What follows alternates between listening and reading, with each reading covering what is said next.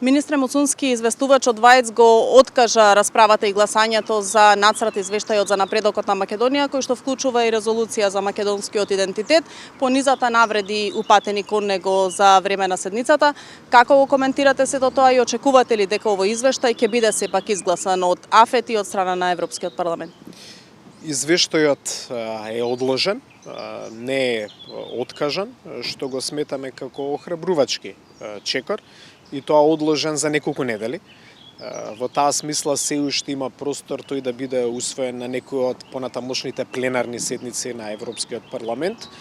Од наша гледна точка, како земја кандидат, земја која што бидејќи не е представена во Европскиот парламент, не може непосредно да влијае врз неговата содржина, сметаме дека е балансиран извештај, но извештај кој што дава многу конкретна слика по однос на нашиот идентитет и нашиот јазик, нешто што сметаме дека е охрабрување. Нашата надеж е дека истиот ќе биде прво прифатен од страна на Комитетот за надворешна политика на Европскиот парламент и потоа и од пленарната седница. Согласно информациите кои што ги има и самата јавност, постои консензус помеѓу најголемите групи во Европскиот парламент по однос на содржината на тој извештај, секако. Ние тоа активно го следиме и во наша директна комуникација со представниците на најголемите политички групи, во наша директна комуникација со огромен број пратеници во Европскиот парламент. Тоа е нормален процес, спомна и премиерот. Тој лично, јас како министер за надворешни работи, сме постојано ангажирани на сите процеси кои што влијаат на нашата европска интеграција. Тоа се често и процеси и во Европскиот парламент, во Советот, во Европската комисија и ќе продолжиме ние со нашиот проактивен ангажман, кој што секако е врзан со тие клучни национални позиции кои што ги имаме како држава. Пролонгирањето за расправата околу извештајот се совпаѓа и со јунскиот НАТО самит, на кој што се очекува евентуална средба и помеѓу претседателката Силјановска-Давкова и бугарскиот претседател Радев и доаѓа некако во услови, би рекла, на заострени односи меѓу двете земји. Што очекувате и од самата средба и како ги коментирате моменталните односи меѓу Македонија и Бугарија? Прво, јас би рекол дека ние треба да бидеме рационални. Ние треба да цениме во какво време живееме. И не мислам дека е добро меѓу соседи да има заострени или односи кои што се под влијање на различни форми на тензија. Ноторен факт дека со своето дејствување во надворешната политика Бугарија влијаеше на влошување на билатералните односи помеѓу двете држави, но исто така и создавање на една тензија помеѓу народите, кој што е неприродна и не треба да биде таква каква што е. Бугарија треба да биде свесна прво за својата одговорност како земја членка на Европската унија, но исто така да има и развиено свест дека двете држави се партнери во НАТО алијансата и дека ваквото дејствување какво што го има во моментот за негативно влијание врз нашиот евроинтеграцијски процес не ги подобрува билатералните односи, но исто така има и лошо влијание врз геополитичката стабилност во нашиот регион и на европскиот континент.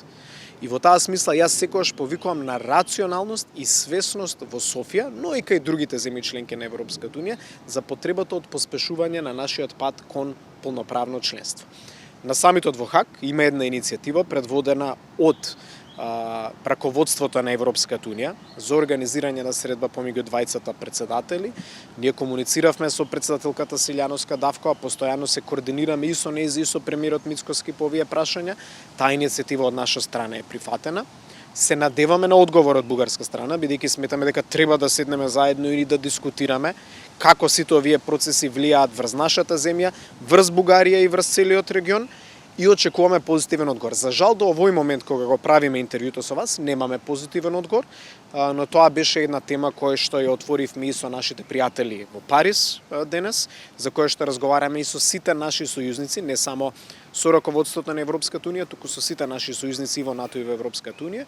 Очекуваме позитивен одговор и очекуваме да се организира таква средба во рамките на самитот во Хаг, каде што отворено ќе ги представиме аргументите кои што и двете страни ги имаат.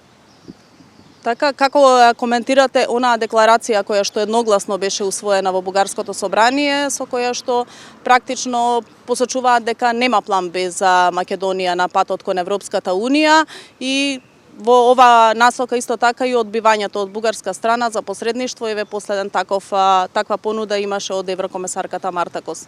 И јас не мислам дека имаме план Б. Имаме план А тоа е полноправно членство во Европската унија. Но прашањето е по кои принципи ќе одиме по тој пат кој што сите посекуваме да одиме. Ако е принципот уцена и барање кои што не соодействуваат со вредностите на Европската унија, барање кои што излегуваат надвор од стандардите и критериумите на Европската унија, тогаш навистина е тешко да се дискутира. Ако зборуваме за мерит, за критериуми, за реформи, тука план А е план А. Тој е тој што треба да го спроведеме. И во таа смисла тоа е пораката која што ние постојано ја пренесуваме. Јас следам дека во Бугарија има антиевропски сили кои што многу негативно влијаат на процесот на подобрување на односите помеѓу двете држави, но на крајот на денот има антиевропски сили во нашата држава. На наша одговорност како влада е да превземеме одговорноста кон Европа и кон регионалната стабилност. Истото го очекуваме од нашите колеги во Софија.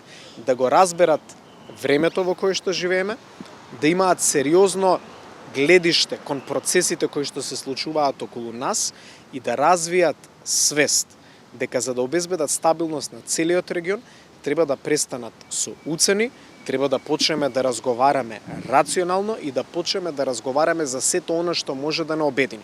Има многу што може да ги обедини двете држави, но прашање е пристапот каков е. Нашиот пристап треба да биде пристап на заедништво и пристап кој што ќе значи прифаќање на реалност, не негирање на нашиот јазик и нашиот идентитет, па уште одење до таму да се постави временска рамка на каков е нашиот јазик и каков е нашиот идентитет. Тоа е нешто што е недозволиво за времето во кое што живееме и тоа е нешто што прво очекуваме Европа да не го прифати, Европа да ја признае реалноста во рамките на своите институции, а потоа ние низ призма на реалноста се движиме кон иднината.